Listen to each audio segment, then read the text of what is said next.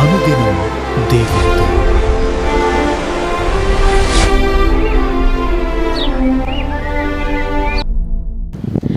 Praise the lord.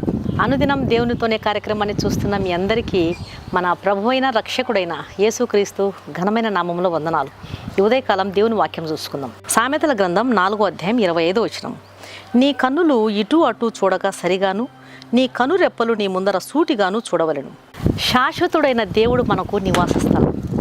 మనం పరలోక రాజ్యానికి వెళ్ళేటువంటి యాత్రికులం, పరదేశులం. మన గమ్యస్థానమైనటువంటి పరలోకానికి మనం చేరకుండా సాతానుడు మన మార్గంలో వివిధ ఆశలు, వివిధ విషయాలు చూపిస్తూ ఉంటాడు. ఆకర్షణీయమైనటువంటి సంగతులను మన కళ్ళ ముందు పెడుతుంటాడు.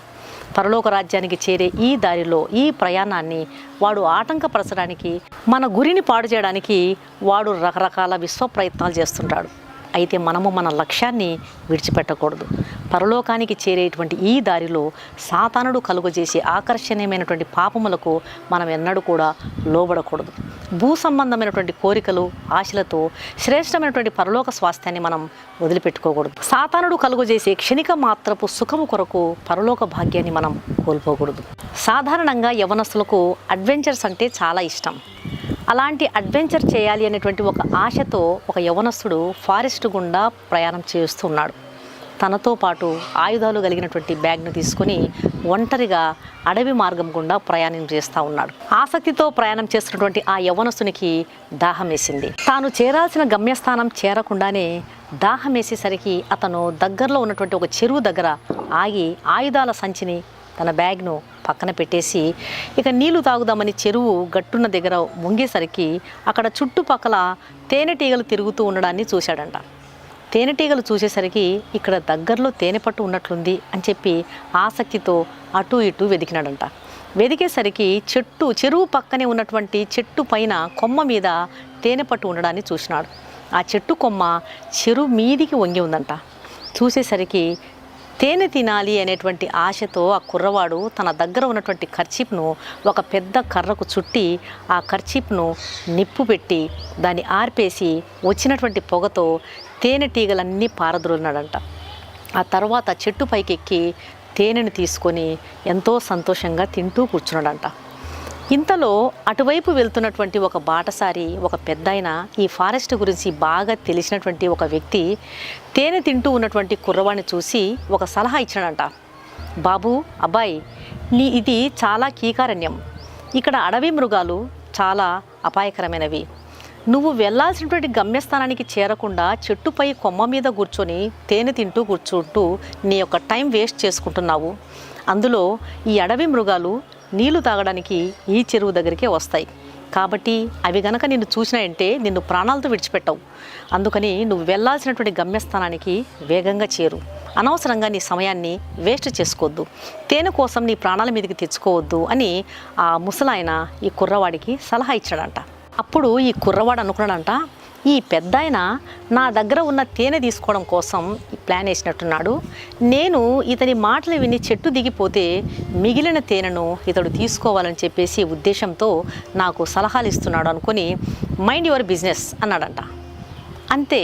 ఆ ముసలాయన సరే బాబు, నీ ఇష్టం, నేను చెప్పాల్సింది చెప్పినాను, ఆ తర్వాత నీ ఇష్టం అని చెప్పి ఆ పెద్దాయన తన దారిన తాను వెళ్ళిపోయినాడంట. దేవుని బిడ్డలారా, ఈ దినాల్లో కుర్రవాళ్ళు అంతే. ఎవరు చెప్పినా వినరు. చెప్పినటువంటి బుద్ధి మాటలను అస్సలు తీసుకోరు. తాగొద్దురా అంటే నా ఇష్టం అంటారు. తిరగొద్దురా అంటే నా ఇష్టం అంటారు. సెల్ ఫోన్ చూడొద్దురా అంటే నా ఇష్టం అంటారు. ఆ సహవాసం మంచిది కాదు తల్లి, మానుకో అంటే నా ఇష్టం అంటారు. పేరెంట్స్ చెప్పినా వినరు, పెద్దలు చెప్పినా వినరు, ఆఖరికి సేవకులు చెప్పినా వినరు. వినయం కలిగిన మనసు ఈ దినాల్లో యవ్వనస్తులకు లేదు.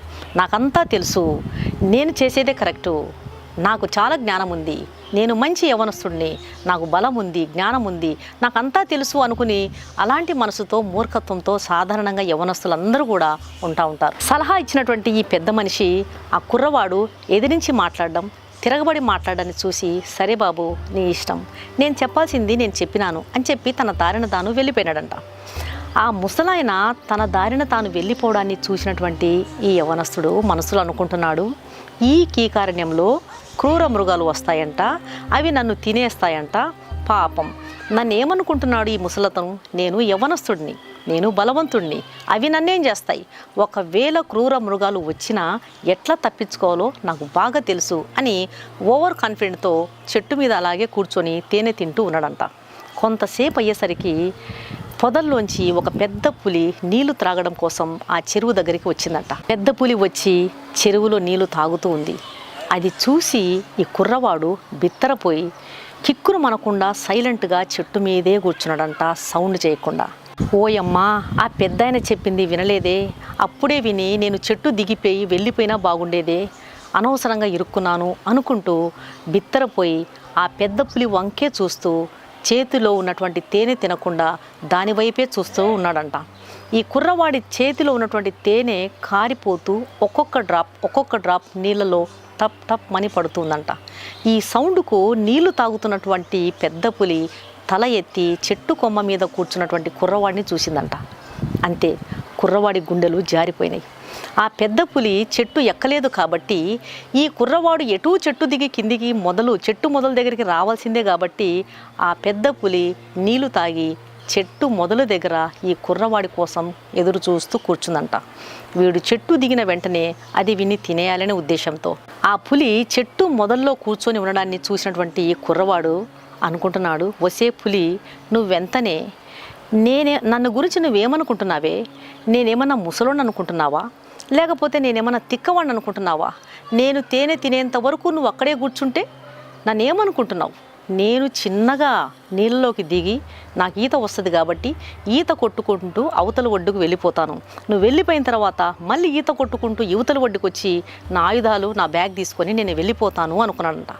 ఆలోచన వచ్చిన వెంటనే అతడు ఆలోచన ప్రకారం అమలు చేయకుండా ఇంకా ఆలస్యం చేస్తూ వచ్చిన ఆలోచనను పక్కన పెట్టి తేనెంతా తినేదాకా అక్కడే కూర్చున్నాడంట. కొంతసేపు అయిన తర్వాత తేనె తినడం అయిపోయింది కదా, ఇక నీళ్ళలోకి దిగి ఈత కొట్టుకుంటూ అవతలికి వెళ్దాం అని నీళ్ళలోకి చూసేసరికి నీళ్ళలో ఒక పెద్ద ముసలి నోరు తెరుచుకొని ఈ కుర్రవాడి వైపే చూస్తుందంట.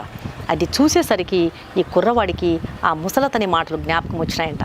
అయినా సరే, ఓ ముసలి, నువ్వెంతనే నన్ను నువ్వేమనుకుంటున్నావు, నేనంత తెలివి తక్కువ వాడిని అనుకుంటున్నావా, నువ్వు నోరు తెరిస్తేనే వచ్చి నీ నోట్లో పడిపోవడానికి నేను యవ్వనస్తుడిని, నేను జ్ఞానం కలిగిన వాడిని, కాబట్టి ఎంతసేపు నోరు తెరుస్తావో నీళ్ళలో నోరట్లే తెరుచుకో, నేను మాత్రం నీళ్ళలోకి దిగిరాను, నువ్వెంతసేపు తెరుస్తావో తెరుచుకో, నేను మాత్రం ఇదే చెట్టు కొమ్మ మీద ఆకులు పరుచుకొని ఇక్కడే ఉంటాను, మీరు వెళ్ళిపోయిన తర్వాత నేను వచ్చి నా బ్యాగ్ తీసుకొని వెళ్ళిపోతాను అనుకొని ఆ చెట్టు కొమ్మ మీద ఉన్నటువంటి కొన్ని ఆకులు చెట్ల కొమ్మలను కొడుతూ ఉన్నాడంట.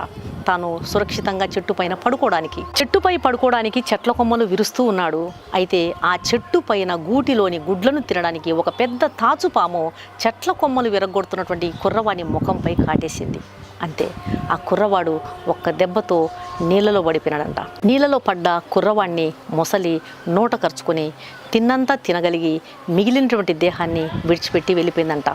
మిగిలినటువంటి దేహాన్ని క్రూర మృగాలు వచ్చి తినేశాయంట.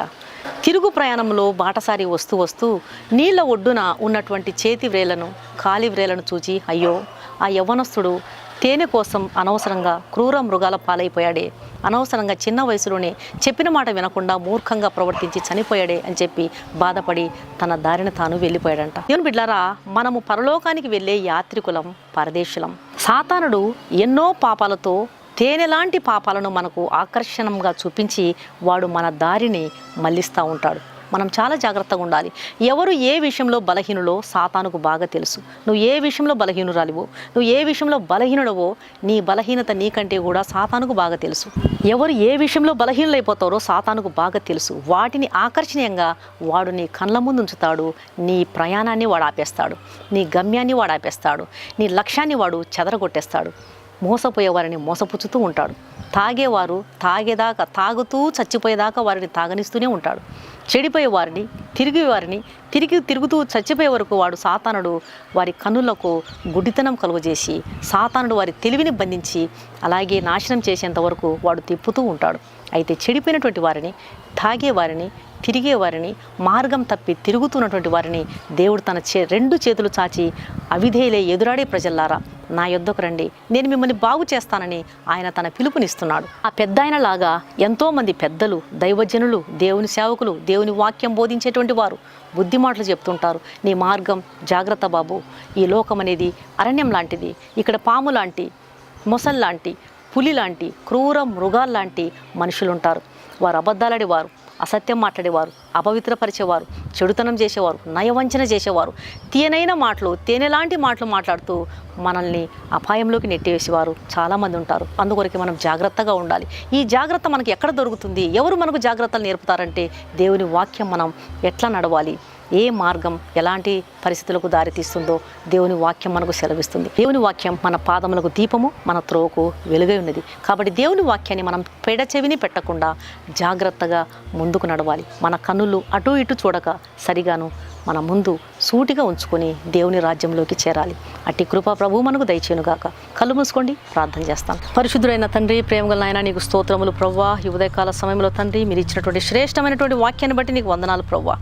నా తండ్రి, మా కన్నులు అటు ఇటు చూడక సరిగా మా కనురెప్పలు నీ ముందు సూటిగా ఉండటకు సహాయం చేయండి. యవనస్తులను, యవనురాలను మీరు దర్శించండి ప్రభువా. సలహాలు ఇచ్చేటువంటి వారిని ఎన్నడూ కూడా తృణీకరించే వరకు కాకుండా తండ్రి చక్కగా నీ మాటకు లోబడుటకు నేర్పించండి ప్రభువా. సహాయం చేయండి. నిజమే నాయన, ఈ ప్రపంచం క్రూరమైన అరణ్యం లాంటిది. ఇందులో మొసలు, పులి లాంటి, పాము లాంటి దోచుకునేవారు, మోసం చేసేవారు, అబద్ధంలాడేవారు, అపవిత్రపరిచేవారు, నమ్మించి నయవంచన చేసేవారు ఎంతోమంది ఉంటారు తండ్రి. జాగ్రత్త కలిగి నడవడానికి మీ వాక్యం మాకు నేర్పిస్తుంది. మీ వాక్యాన్ని మేము ఎన్నడూ కూడా పెడచెవిని పెట్టకుండా కాపాడండి. సరైనటువంటి దారిలో నడిచి పరలోక రాజ్యానికి చేరుటకు సహాయం చేయండి ప్రభువా. మా గమ్యస్థానం నాయన పరలోకం అనేది మా గమ్యస్థానం తండ్రి. అక్కడికి నడిచేటువంటి యాత్రికులం మేమై ఉన్నాం ప్రభువా. కాబట్టి మా కనులు ఎన్నడూ కూడా సాతానుడు కలుగు చేసేటువంటి వాటికి ఆకర్షితులమైపోకుండా కాపాడండి. ఎన్నో విషయాలు వాడు మా కనులకు ఆకర్షణీయంగా ఎన్నో విషయాలను మా ముందుకు తెచ్చి మమ్మల్ని నాశనం చేయడానికి నాయన వాడు ప్రయత్నం చేస్తాడు. దయచేసి సాతానుడు మోసపుచ్చేటువంటి వాటిని మేము జాగ్రత్త కలిగి దాటుకున్నటకును జయించుటకు సహాయం చేయండి ప్రభువా. మీరే కనికరం చూపించండి అయ్యా. మమ్మల్ని మీరు 2 చేతులు చాచి ఆహ్వానిస్తున్నారు నాయన. సాతానుడు కలుగు చేసేటువంటి తొందర నుంచి ప్రజలకు విడుదలను, విమోచనను మీరు దయచేయండి. నీ పిలుపుకు ఆకర్షితులమై సాతానుడు కలుగు చేసేటువంటి తేనె పట్టు లాంటి పాపానికి మేము ఆకర్షితులమేది కాదు, కానీ నీ వాక్యం వైపుకు మేము ఆకర్షితులం కావాలి. నీ ప్రేమ వైపుకు మేము ఆకర్షితులం కావాలి. నాయన సహాయం చేయండి. మంచిది ఎన్నుకున్నటకు కృప చూపించమని నా ప్రార్థన ఆలకించండి. వాక్యం వింటున్న ప్రతి ఒక్క బిడ్డను మీరు దర్శించండి. అనారోగ్యవంతులు మీరు ముట్టండి. గర్భవతులకు సుఖప్రసవం దయచేయండి. ప్రయాణం చేసేవారిని దీవించండి, దర్శించండి. నా ప్రార్థన ఆలకించమని, రక్షణ లేని వారికి రక్షణ దయచేయమని యేసు నామమున అడిగి వేడుకుంటున్నాను తండ్రి, ఆమేన్. ఈ వాక్యం విన్న ప్రియమైన దేవుని బిడ్డలారా, దయచేసి దేవుని వాక్యం అనేకులు విని మేలు పొందే విధంగా దేవుని వాక్యాన్ని షేర్ చేయండి. ఛానల్ను సబ్స్క్రైబ్ చేసుకోండి. మీ ప్రార్థన అవసరాలను కామెంట్ సెక్షన్లో తెలియజేసినట్లయితే మీ కొరకు తప్పకుండా ప్రార్థన చేస్తున్నాం. అలాగే ఈ వాక్యాన్ని విన్న మీలో ఇంకా రక్షణ పొందని వారు ఎవరైనా ఉన్నట్లయితే దయచేసి క్రీస్తు ప్రభువారికి మీ హృదయాన్ని ఇవ్వండి. పాపులను రక్షించడానికి క్రీస్తు యేసు ప్రభువారు ఈ లోకానికి వచ్చాడు. పాపము మనిషికి నెమ్మదినివ్వదు. పాపము మనిషిని మరణం వైపుకు తోసుకుని వెళ్తుంది. పాపం వలన మనిషి అశాంతికి గురైపోతాడు. అందుకొరకే ప్రయాసపడి భారం మోసుకుంటున్న సమస్త జనులారా నా దగ్గరకు రండి, నేను మీకు విశ్రాంతిని ఇస్తానన్నాడు. యేసు రక్తంలో కడుగుబడితేనే మనకు నెమ్మది, శాంతి, సమాధానం, పాప క్షమాపణ, నిత్య జీవం దొరుకుతుంది. కాబట్టి ఆయన ఇచ్చే ఉచితమైన రక్షణను స్వీకరించండి. ప్రభు మీ ఆత్మను రక్షించునుగాక. God bless you.